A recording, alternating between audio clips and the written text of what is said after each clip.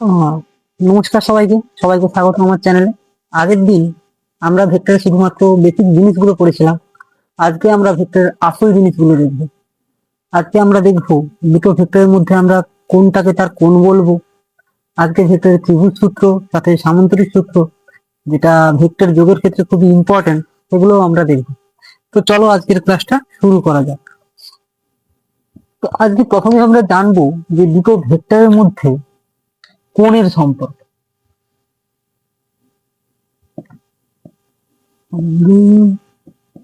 between two vector.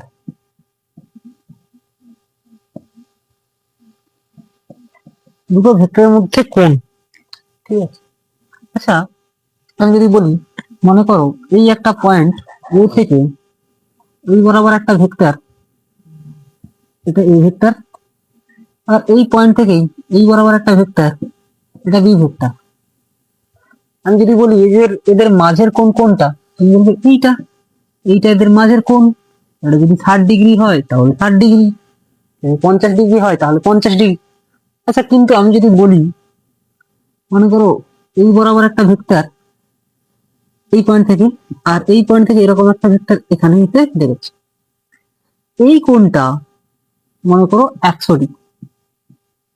তাহলে মনে করো এটা এ ভেক্টর, এটা বি ভেক্টর। তাহলে এবার আমি যদি জিজ্ঞেস করি এদের এ ভেক্টর আর বি ভেক্টরের মধ্যে কোণ কত, কোণ কত, এ ভেক্টর আর বি ভেক্টরের মধ্যে কোণ কত, তুমি যদি বলো যে এটাও 100 ডিগ্রি, এই দুটো ভেক্টরের মাঝের কোণ 100 ডিগ্রি, তাহলে কিন্তু সেটা ভুল। কেন ভুল? দুটো ভেক্টরের মধ্যে কোণের ব্যাপারে আমাদের সবসময় মনে রাখতে হবে যে আমরা কোণটা যখন মেজার করব, তখন দুটি ভেক্টরের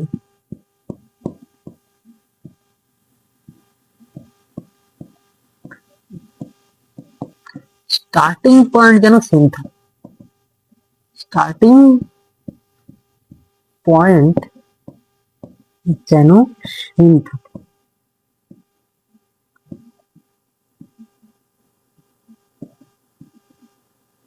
এইটা আমাদের মনে রাখতে হবে, দুটো ভেক্টরের স্টার্টিং পয়েন্ট যেন সেম থাকে। আমি যদি এই কেসটার কথা বলি, এখানে দেখো এ ভেক্টর আর বি ভেক্টরের স্টার্টিং পয়েন্ট সেম, দুটোই ও বিন্দু থেকে স্টার্ট হয়েছে। কিন্তু আমি যদি এটাকে ও বলি, এই ও বিন্দুতে কিন্তু একটা ভেক্টর যদি আমি শুরু বলি, যে এই এ ভেক্টরটাকে যদি স্টার্ট বলি ও পয়েন্ট থেকে, আরেকটা বি ভেক্টর কিন্তু ও পয়েন্টে গিয়ে শেষ হয়েছে।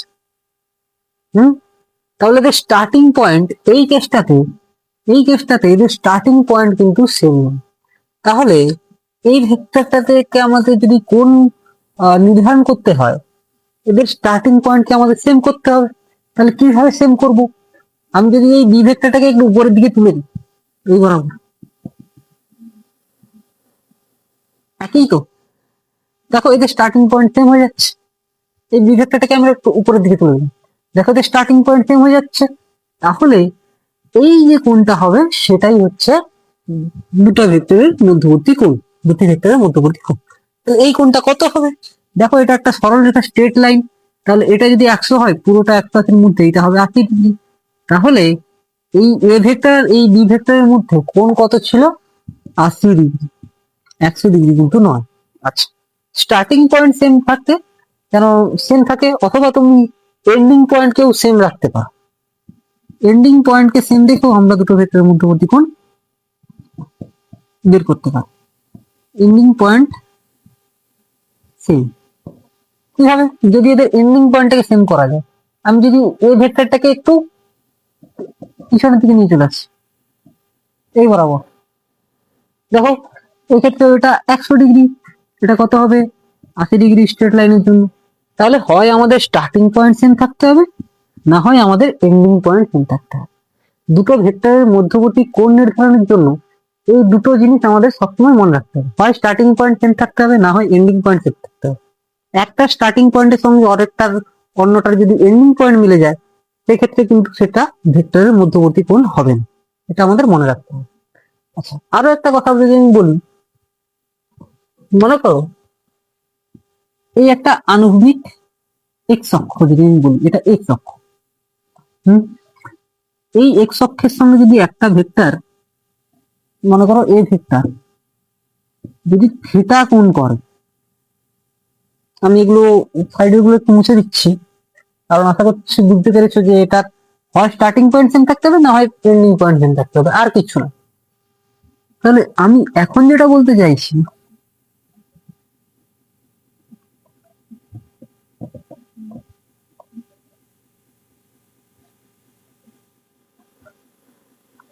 মনে করো এটা একটা এক্স অক্ষ, এই বরাবর ওই পয়েন্ট থেকে এই বরাবর থিটা কোণে একটা ভেক্টর আছে এ।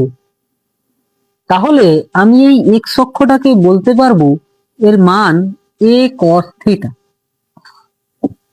তেমনি এর উলম্ব অক্ষটাকে বা ওয়াই অক্ষটাকে আমরা বলতে পারবো, এটা যদি ওয়াই অক্ষ হয়, এই ওয়াই অক্ষটাকে আমরা বলতে পারবো এ সাইন থিটা। আচ্ছা, প্রশ্ন আসছে যে কেন এটাকে কস থিটা বলছি, এটাকে কেন সাইন থিটা বলছি। তাহলে আমি যদি একটা সমকোণী ত্রিভুজ আঁকি,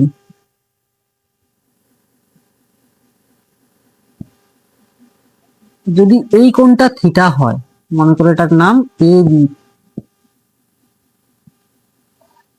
এই কোণটা যদি থিটা হয়, আমি যদি এসির মান জেনে থাকি, তাহলে কস থিটাকে আমরা কি লিখতে পারি, একটু বেশি ত্রিকোণমিতি সবাই ক্লাস 10-এ পড়েছি আমরা। কস থিটা আমরা কি জানি, কস থিটা জানি ভূমি বাই অতিভুজ। তাহলে ভূমি কোনটা, এবি, অতিভুজ এসি, তাহলে ভূমি বাই অতিভুজ। তাহলে এবার দেখো আমি এই এবিটাকে লিখতে পারি, এবিটাকে লিখতে পারি এসি কস থিটা, এবি সমান এসি কস থিটা। সেটাই এখানেও আছে, এই ভেক্টরটার আলম্বিক উপাংশ হচ্ছে, এটার মান যদি এ হয় তাহলে এটা হবে এ কস থিটা।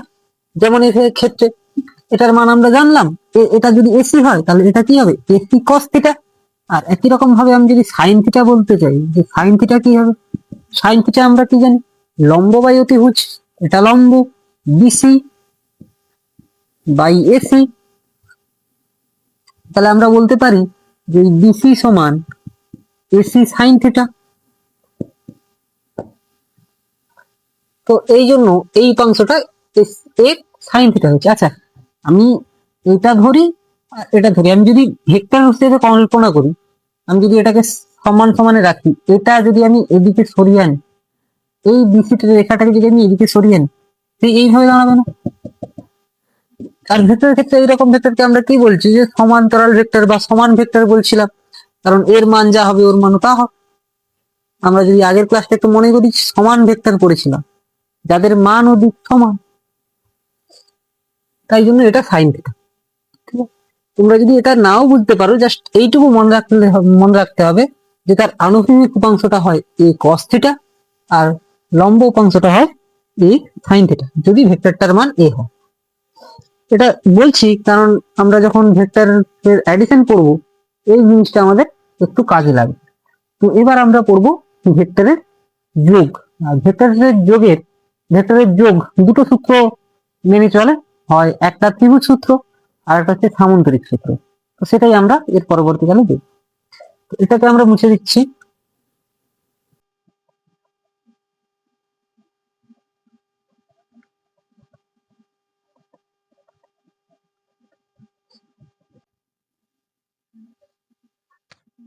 এরপরে আমরা শিখবো দুটি ভেক্টরের যোগ।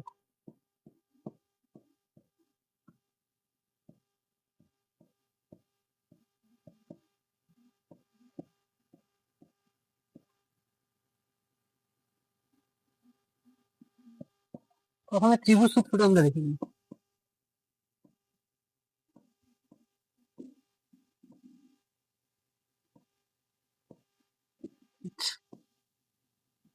দেখার আগে আমরা একটু বুঝি। মনে করো এই একটা পয়েন্ট, ও পয়েন্ট, ও পয়েন্ট থেকে এই বরাবর একটা ভেক্টর গেছে যার মান এ, এই পয়েন্টটা হচ্ছে এ। এবার এই পয়েন্ট থেকে আরেকটা কিছু কোণ করে মনে করো এই বরাবর চলে গেছে এর ভেক্টরটার মান বি।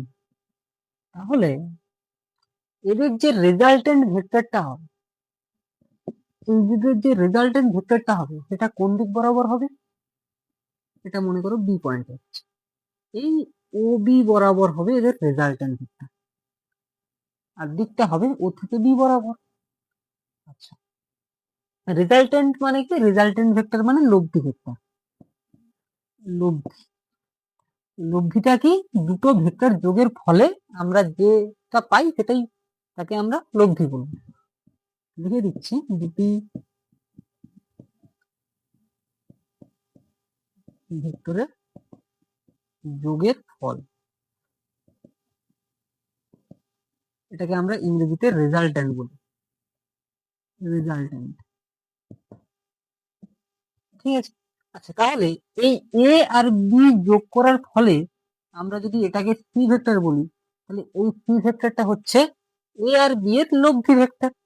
আচ্ছা তাহলে আমরা বলতে পারি যে এই সি ভেক্টরটার মান হয়ে যাবে A vector plus B vector. এটা এইরকম ভাবে আমাদের ভেক্টরের যোগ করতে হবে। আচ্ছা, কিন্তু এক্ষেত্রে আরেকটা জিনিস আমাদের মাথায় রাখতে হবে, এই যে সি এর পরম মানটা, আমি মানে যদি আমি এ ভেক্টরকে আমি যদি বলি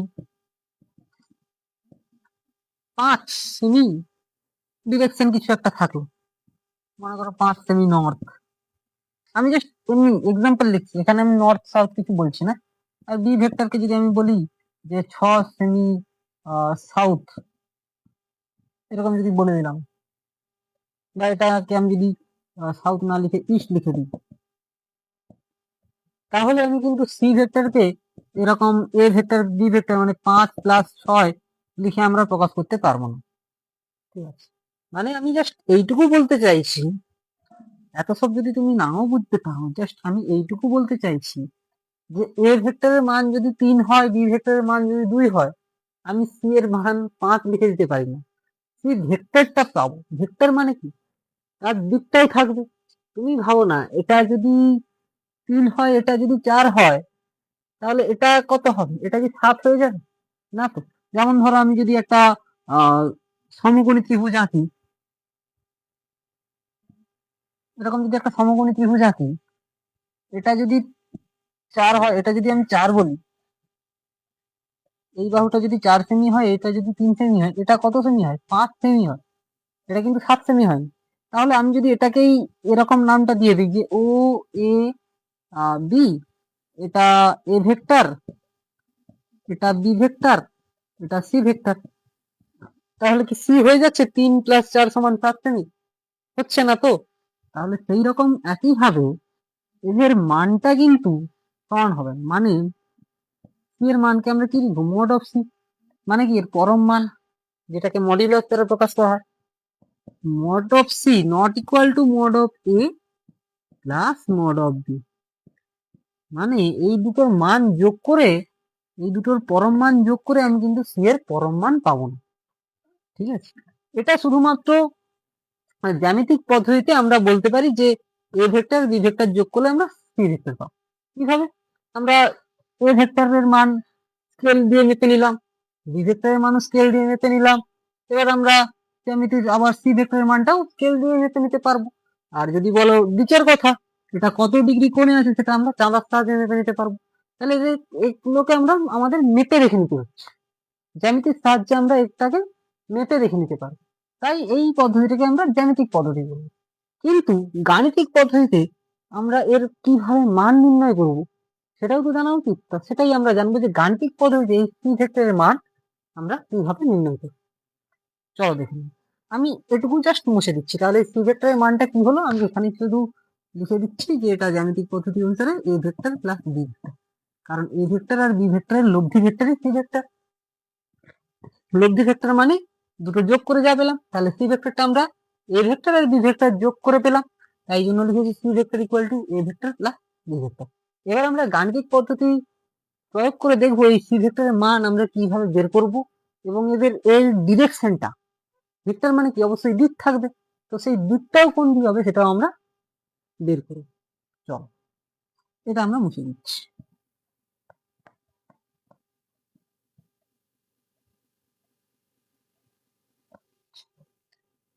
এই সি ভেক্টরের মান যদি আমাদের বের করতে হয়, আমি এই এ ভেক্টর আর বি ভেক্টরের মধ্যবর্তী কোণটা আমাদের জানতে হবে। এইটা কিন্তু, এটাকে যদি আমি থিটা দিই, এই থিটাটা কিন্তু এ ভেক্টর আর বি ভেক্টরের মধ্যবর্তী কোণ নয়। কেন? আমি আগেই বলেছিলাম যে স্টার্টিং পয়েন্ট সেম হতে হবে। তাহলে দেখো এই পয়েন্টটা তো স্টার্টিং বির জন্য, আর ওটা হচ্ছে স্টার্টিং এ ভেক্টরের জন্য। তাহলে আমরা এই ভেক্টরটাকে কিছুটা শিফট করে দিতে পারি এই বরাবর।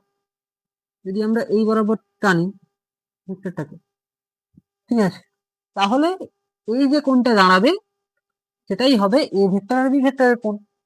মনে করো এই কোণটা আমি আলফা ধরলাম। আচ্ছা, এই বরাবর আমি একটা লম্ব অঙ্কন করলাম, একটা লম্ব 90 ডিগ্রি, ঠিক আছে। আচ্ছা, এই পয়েন্টের নাম দিলাম আমি কি দেবো, ও এ বি, সি ভেক্টর এখানে লেখা আছে, এটা ডি, ঠিক আছে, মনে করো এটা ডি দিলাম, ঠিক আছে। আচ্ছা, এইবার আমি যদি পুরো ত্রিভুজটা দেখি ও ডি বি, এটা কি দাঁড়ালো, একটা সমকোণী ত্রিভুজ। তাহলে আমরা লিখবো যে ত্রিভুজ ও ডি বি একটি সমকোণী ত্রিভুজ।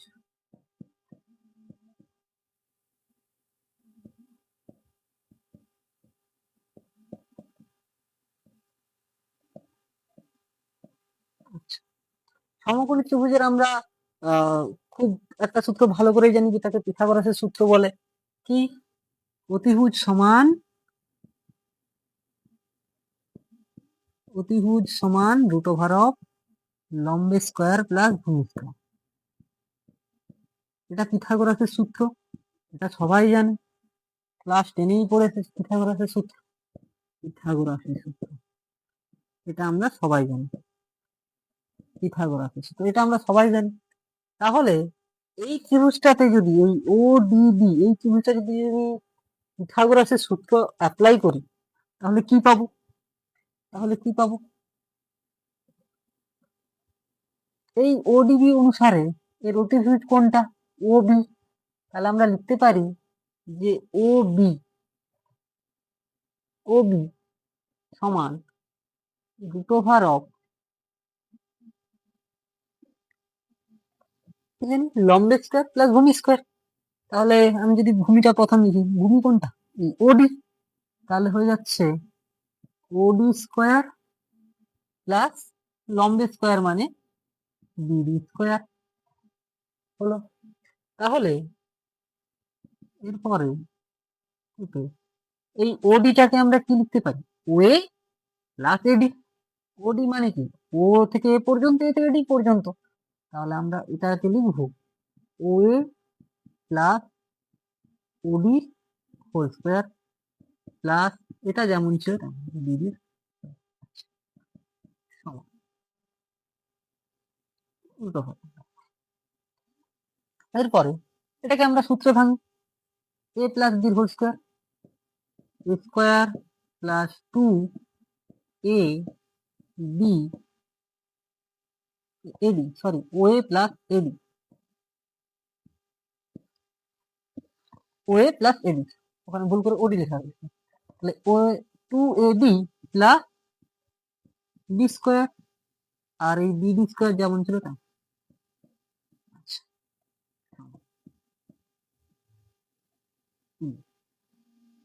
এবার এখানে তো ও স্কোয়ার যেমন ছিল তেমন থাকে না। এই দেখো, এই যে এখানে এবি স্কোয়ার আর বিডি স্কোয়ার, এই ছোট যে ত্রিভুজটা দেখছো, এটাও তো একটা সমকোণী ত্রিভুজ। এটা ভূমি, এটা লম্ব, আর এইটা কি? অতিভুজ। তাহলে দেখো AB square plus BD square, ভূমি স্কোয়ার প্লাস লম্ব স্কোয়ার করলে কি দাঁড়াচ্ছে? অতিভুজের স্কোয়ার, মানে অতিভুজ কোনটা? AB square. এই ছোট ত্রিভুজটার কথা বলছি, এই যে ছোট ত্রিভুজটার কথা, এই ছোট ত্রিভুজটা, হ্যাঁ, এই ছোট ত্রিভুজটাতে দেখো এই যে AD square plus BD square আছে, AD square plus BD square, ভূমি স্কোয়ার প্লাস লম্ব স্কোয়ার করলে কি দাঁড়াবে? অতিভুজের স্কোয়ার। মানে আমি বলতে পারি এই AD square plus BD square করলে এবি স্কোয়ার বাড়াবে। তাহলে আমি এবি স্কোয়ার লিখে দিই। এই এডি স্কোয়ার প্লাস বিডি স্কোয়ারকে আমি এবি স্কোয়ার লিখে দিই। কারণ কি? এই ছোট ত্রিভুজটা থেকে আমরা দেখতে পাচ্ছি যে এটাও একটা সমকোণী ত্রিভুজ, এরও ভূমি স্কোয়ার প্লাস লম্ব স্কোয়ার করলে আমাদের অতিভুজ স্কোয়ার বেরোবে। এর অতিভুজটা কোনটা? এবি, তাই আমি লিখেছি। আর এখানে যেরকম ছিল সেরকম লিখি, 2a এবি সমান।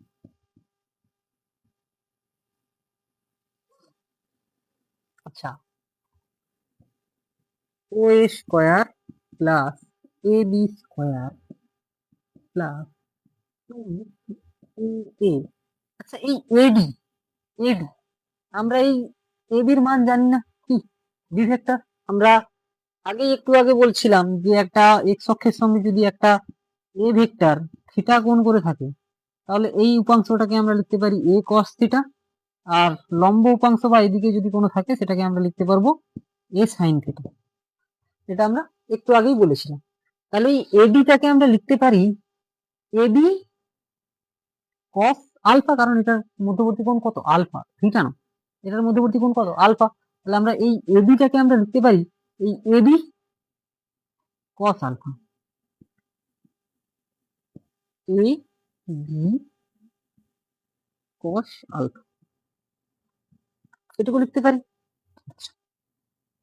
এবার আমি সবার যদি মান বসিয়ে দিই, ওয়ে মানে আমি কি বলতে চাইছি, ওয়ে মানে বলতে চাইছি এর পরম মান মানে এ, ও থেকে এ পর্যন্ত এর পরম মান। আমরা শুধু এখানে মান নিতে করছি, এখনো দিক কিন্তু করিনি, আমরা জাস্ট এর মান নিচ্ছি, ঠিক আছে।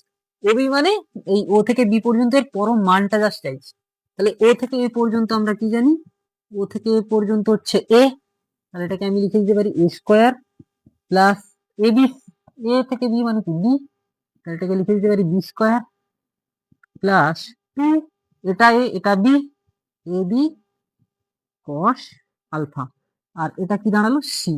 তাহলে আমরা কি পেলাম, যে এ বি সমান বের করেছিলাম আর ও বির মানটা কি সি, তাহলে আমরা এই সি এর মানটা পেলাম A square plus B square plus two A B cos alpha. এইটা আমাদের, যেটা আমরা just A plus B vector দিয়ে আমরা জ্যামিতিক পদ্ধতি দেখছিলাম, এই গাণিতিক পদ্ধতি লাগিয়ে আমরা এর মানটা পেয়ে যাচ্ছি। আচ্ছা, এবার আরো প্রশ্ন যে স্যার এখনো তো দিক তো পাইনি, এখন তো দিক তো পাইনি, জ্যামিতি দিয়ে তো আমরা মেজার করে নিতে পারি যে থিটাটা কত, কিন্তু এখনো আমি যদি সূত্রের সাহায্যে এই দিকটা নির্ণয় করতে চাই তখন কি করব। আচ্ছা দেখো, এই যে ত্রিভুজটাতে, এই পুরো ত্রিভুজটাতে আমরা ট্যান থিটা কি লিখতে পারি, ট্যান থিটা। আমি পুরো ত্রিভুজটা ধরছি, এই ছোট ত্রিভুজটা নয় যেখানে আমি আলফা লিখি, আমি এই পুরো ত্রিভুজটা ধরার জন্য থিটা লিখছি। এখানে আলফা কেন লিখছি, কারণ এই ছোট ত্রিভুজটার ক্ষেত্রে এই এবিটা হয়ে যাচ্ছে, এই এডিটা হয়ে যাচ্ছে এবি কস আলফা। আমি এখানে পুরো ত্রিভুজটা নিয়েছি, মানে ত্রিভুজ ও ডিবি, ত্রিভুজ ও ডিবি, এই পুরো ত্রিভুজটা নিয়েছি। তাহলে আমি যদি ট্যান থিটা লিখতে চাই, ট্যান থিটাকে আমরা কি লিখতে পারি, ট্যান থিটা মানে লম্ব বাই ভূমি, ট্যান থিটা মানে আমরা জানি লম্ব বাই ভূমি, তাহলে এর লম্ব কোনটা বিডি, ভূমি কোনটা ওডি। আচ্ছা, বিডি, বিডি কে আমরা কি লিখতে পারি, আচ্ছা আমি যদি প্রথমে বিডি দেখিয়ে দিই, বিডি বাই এই ওডিটাকে কি লিখবো, ও A plus eddy, O A plus এডি। আচ্ছা, তাহলে এই বিডিটা আমরা জানি, এই মানটা জানি যে এটা বি হলে এটা তাহলে কি হবে বি কস, বি সাইন আলফা, এই উলম্ব উপাংশটা হয়ে যাচ্ছে বি সাইন আলফা, আর এটা যাচ্ছে বি কস আলফা। আমি একটু লিখে দিচ্ছি, এটা হয়ে যাচ্ছে বি সাইন আলফা, আর এটা হয়ে যাচ্ছে বি কস আলফা। দেখা গেল, তাহলে এই বিটাকে আমরা লিখবো B sine alpha divided by ওয়ে মানে কি এ, প্লাস এডির মান কি পাচ্ছি বি কস ও। তাহলে আমরা ট্যান থিটা সমান পেয়ে যাচ্ছি, ট্যান থিটা সমান B sine alpha by A plus B cos. তাহলে এটা তার মান, এটা তার দিক, এটা কি প্রকাশ করছে, এটা তার মান প্রকাশ করছে ভেক্টরের, আর এটা কি প্রকাশ করছে, এটা তার দিক প্রকাশ করছে। ঠিক আছে, এটা হয়ে যাচ্ছে তার ত্রিভুজ সূত্র। এই ত্রিভুজ সূত্রের সাহায্যে আমরা জ্যামিতিক ভাবেও কিভাবে তার মান দিক বের করতে পারি, আর গাণিতিক পদ্ধতিতেও কিভাবে তার মান ও দিক বের করতে পারি, সেটাই এতক্ষণ বললাম। কিন্তু এখন সূত্রটা বলবি, সূত্র সবার বইয়ে লেখা থাকে, আমি যদি সূত্রটা বলতে চাই একটু বুঝিয়ে দিয়ে, আমরা এই ত্রিভুজটা এখন বাদ দিই, ঠিক আছে। আমি বলতে চাইছি যে ধরো এই ও এ বি একটা ত্রিভুজ, একটা ত্রিভুজের এই ও এ বাহু আর এ বি বাহু ভেক্টর দুটোর মান প্রকাশ করছে, আর ও বি একটা আলাদা বাহু, মানে দুটো বাহু যদি দুটো ভেক্টরের মান প্রকাশ করছে, তাহলে তার আরেকটা বাহু, এই আরেকটা বাহু সেটা তার লব্ধির মান নির্ণয় করবে, বইটা মান ও দিক নির্দেশ করবে, বইয়ে এইভাবেই লেখা আছে। আমি যদি সূত্রটা লিখতে চাই, এখানে জায়গা নেই, আমি একটু মুছে লিখে দিতে পারি, তোমরা যদি চাও এটাকে একটু স্ক্রিনশট দাও।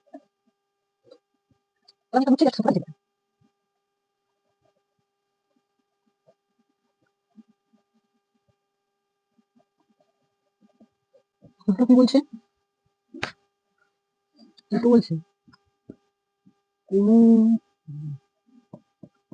কোন ত্রিভুজের ক্রমানুসারে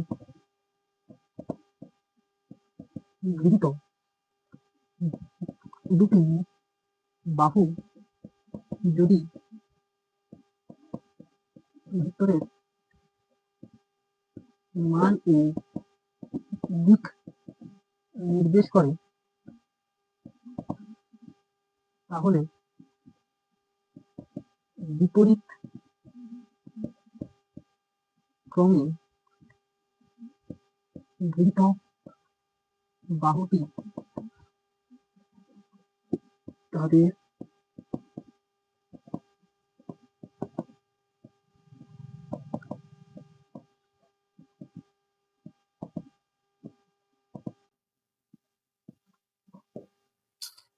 মানে ওই ধরো যদি আমি ত্রিভুজটা আবার এরকম ভাবে আঁকি, ত্রিভুজটা কিরকম ছিল, এইভাবে ছিল না?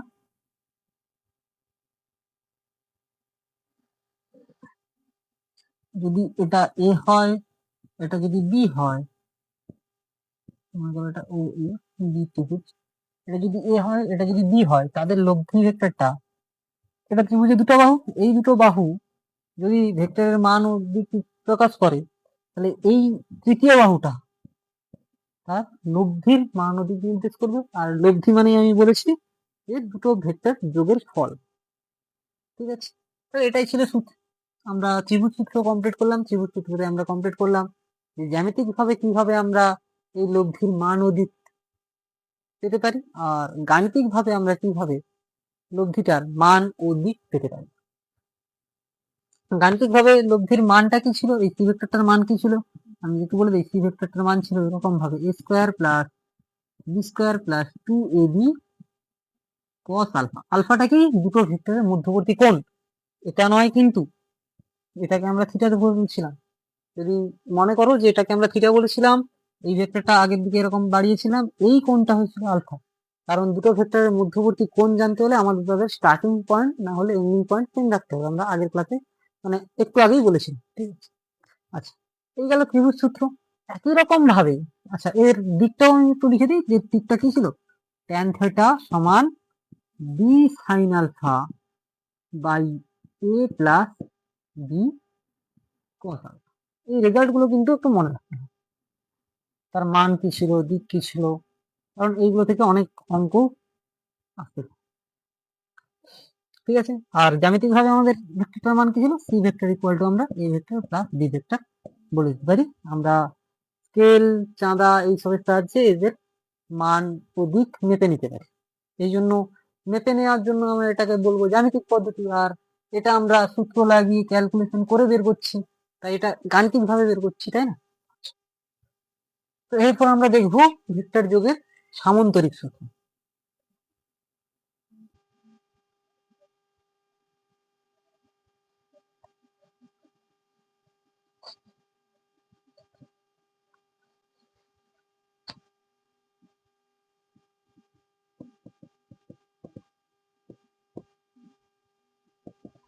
সামান্তরিক সূত্রটা আমরা দেখছি, সামান্তরিক সূত্র কি বলছে,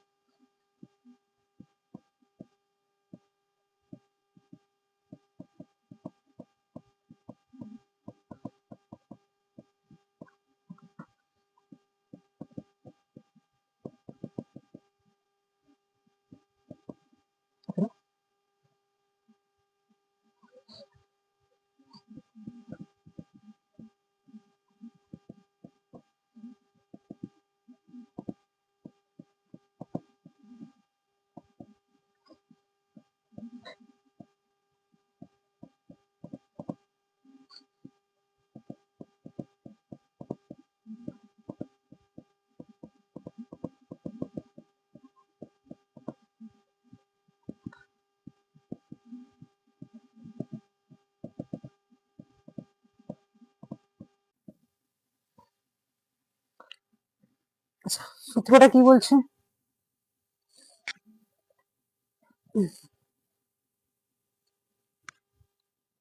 সূত্রটা কি বলছে যে কোনো সামান্তরিকের দুটি বাহু যদি দুটো ভেক্টরের মান ও দিক নির্দেশ করে। আমি প্রথমে একটা সামান্তরিক এঁকে নিচ্ছি, মনে করো এই একটা সামান্তরিক।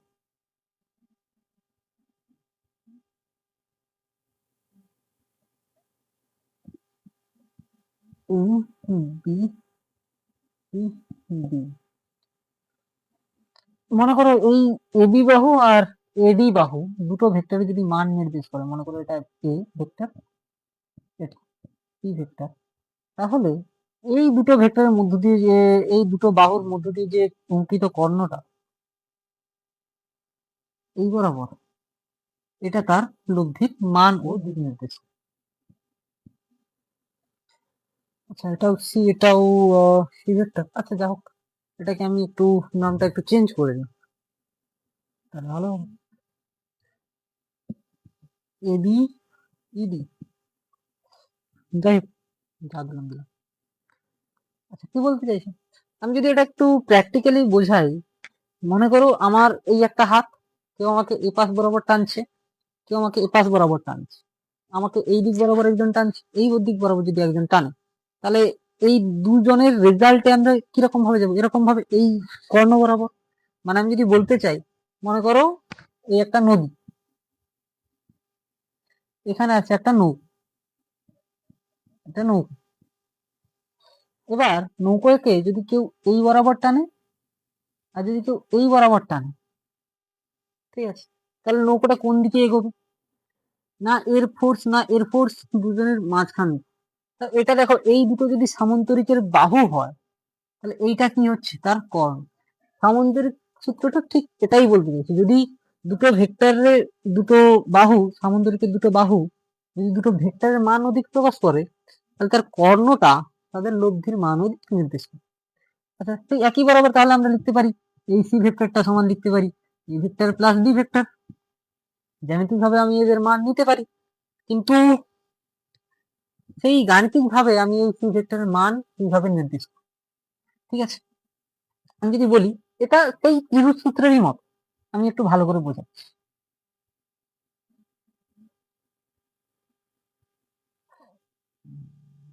আমি এই ছবিটা একটু এদিকে আঁকি, তাহলে সুবিধা, আর নামটা একটু আমাকে দিয়ে দেবে।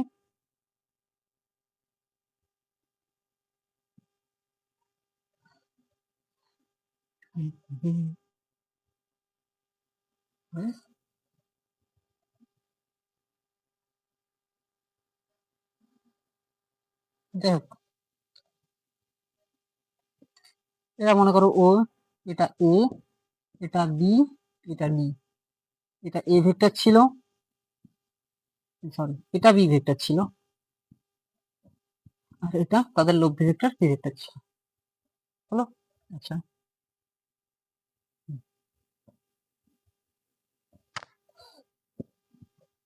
আচ্ছা, একই রকম ভাবে যদি এ আর বি ভেক্টরের মধ্যবর্তী কোণ আমি পুরোটা থিটা ধরি, এ ভেক্টর আর বি ভেক্টরের মধ্যবর্তী কোণ থিটা ধরা হয়েছে, কিন্তু এ ভেক্টর আর বি ভেক্টরের মধ্যবর্তী, এ ভেক্টর আর বি ভেক্টরের মধ্যবর্তী কোণ আমরা থিটা ধরে নিয়েছি। আচ্ছা ঠিক আছে, তাহলে এটাকে যদি আমরা মান নির্ণয় করতে চাই, এই ভেক্টরটা একটু আগের দিকে বাড়াও,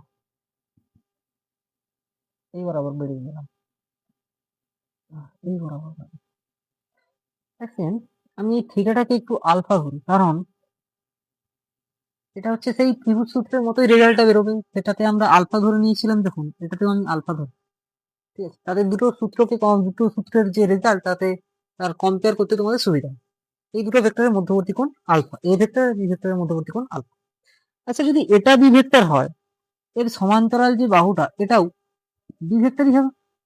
সমান ভেক্টর যদি আমরা পড়ে থাকি, আমরা পড়েছি অবশ্যই সমান ভেক্টর কাকে বলে, তাহলে আমরা এই বি ভেক্টরটাকে, এই বাহুটাকে বি ভেক্টর বলতে পারি। আচ্ছা, এই কোণটা তাহলে কি দাঁড়ালো? আলফা।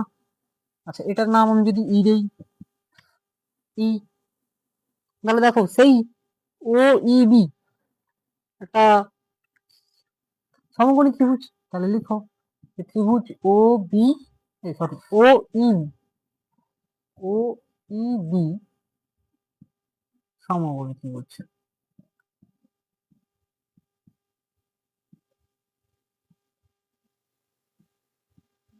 আমি কোনো কিছু বুঝছি, তাহলে আমরা আবার সেই লিখতে পারি O B square equal to অতিভুজের স্কোয়ার সমান লম্বের স্কোয়ার প্লাস ভূমি square O square plus EB square, O square plus E B square. O স্কোয়ারটাকে আমরা লিখতে পারি আবার সেই O A plus A square, O A plus E square, দুটোর রেজাল্ট একই বেরোবে, প্লাস ইবি স্কোয়ার। আচ্ছা সমান, এটাকে সূত্র ভাঙো, এ square plus two A B plus B square, R ইবি square যেরকম ছিল সেরকম।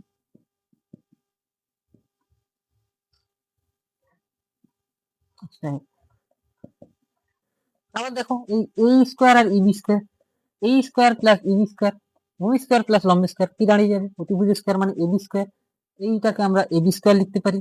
তাহলে ও এ স্কোয়ার প্লাস এবি স্কোয়ার, এই দুটো ভেক্টরের যোগফলকে আমরা, এই দুটো স্কোয়ারকে আমরা এবি স্কোয়ার লিখে দিই, প্লাস টু ও এ ইন্টু এইকে আমরা আবার সেই লিখতে পারি, এইকে লিখতে পারো কি AB cos alpha, AB cos alpha. এবার আমরা শর্টকাট মানটা পুট করে দিই, ও এ মানে এ স্কোয়ার প্লাস এবি মানে B, B square plus two A B cos alpha. তাহলে এটা ছিল সি স্কোয়ার। আচ্ছা আমরা স্কোয়ারটা তুলিনি, স্কোয়ার তুলেও আগের বারের সূত্রে যখন আমরা প্রমাণ করেছিলাম স্কোয়ার তুলে রুট করেছিলাম। আচ্ছা এবারেও যদি আমরা সি স্কোয়ার লিখবো, যে আমরা এখান থেকে কি পেলাম, আমরা এখানে লিখে দিচ্ছি, এখান থেকে কি পেলাম যে C square equal to root over of square plus B square plus two A B cos alpha, এই সি সমান, আর সি সমান এটা পাবো কারণ স্কোয়ারটা উঠলে উপরে রুট হয়ে গেল। ঠিক আছে, আচ্ছা আর আগের সূত্রেও আমরা কিউ সূত্রেও আমরা এই পেয়েছি। তাহলে দুটো ভেক্টর এ আর বি হলে তাদের লব্ধির মানটা সবসময় এটাই হচ্ছে। আচ্ছা একই রকম ভাবে এরও যদি আমরা দিক প্রকাশ করতে পারি যে ট্যান থিটা ইকুয়াল টু আমরা কি লিখবো, লম্ব বাই ভূমি B plus OE, BE by OE, BE by ওই।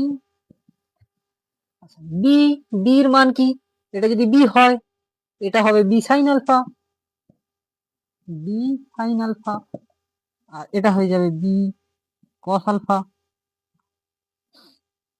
তাহলে আর ওই মানে কি, ও এ প্লাস এই, ও এ প্লাস এই, যদি আমরা ওই বলতে চাই ও এ প্লাস এই তিনটা করলে আমরা, এই দুটো যোগ করলে আমরা এই পাবো। আমি একটু লিখে দিই যে উপরে বিই বাই নিচে ও এ প্লাস এই, ও এ প্লাস এই। তাহলে বি এর মান ছিল বি সাইন আলফা বাই ও এর মান এ প্লাস এর মান হচ্ছে বি কস আলফা। তাহলে ট্যান থিটা আবার সেই একই বাড়ালো। তাহলে এইভাবে আমরা দুটো সূত্রের সাহায্যে দুটো ভেক্টরের লব্ধির মান প্রকাশ করতে পারি। আজকের ভিডিওটা এই পর্যন্তই। আশা করছি সমস্ত কিছু ডাউট তোমাদের, সমস্ত কিছু যা আমরা পড়ালাম সব ক্লিয়ার হয়ে গেছে। আমরা এর পরের দিন ভেক্টরের বিয়োগ, আরো যা ভেক্টরের যা কিছু আছে, ভেক্টরকে কিভাবে আমরা বিভাজন করব, কিভাবে তার দুটো উপাংশ বের করব, সেগুলো আমরা দেখব। ঠিক আছে, আশা করছি আজকের ক্লাসটা ভালো লাগলো। যদি ভালো লেগে থাকে তাহলে কমেন্ট করবে, আর যদি কোনো ডাউট থেকে থাকে তাহলে অবশ্যই এটাও কমেন্ট করবে, আমরা চেষ্টা করব কমেন্টের রিপ্লাই অবশ্যই দেওয়ার। ঠিক আছে, তো আজকের জন্য এত পর্যন্তই। সবাই পড়াশোনা ভালো করে করবে। টাটা, জয় হিন্দ।